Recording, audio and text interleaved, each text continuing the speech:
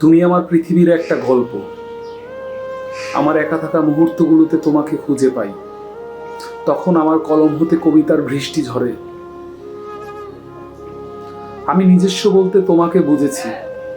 তোমার হাত ধরে 50 কিংবা 100 বছর পথ চলুক।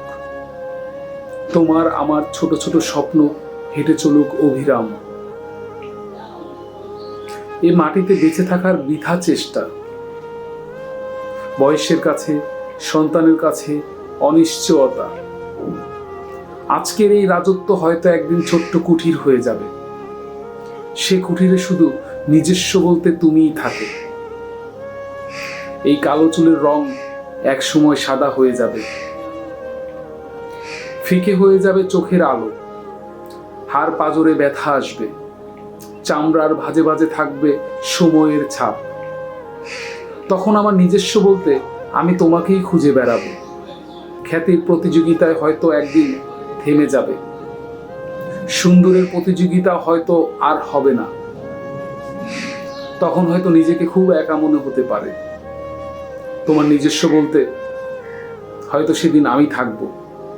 তুমি ডাকলেই হয়তো শব্দ শুনতে পাবে। এই তো আমি।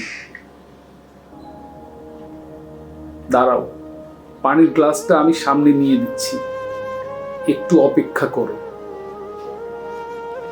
আমার নিজস্ব বলতে তুমিই আমার।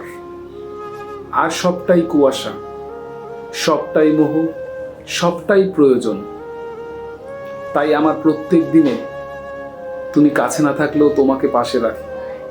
মস্তিষ্কে ধারণ করি আমার নিজস্বতা দিয়ে।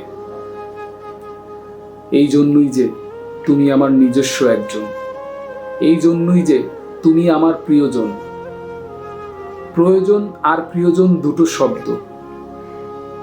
প্রয়োজন আসে স্বার্থে, আর প্রিয়জন আসে মায়ায়।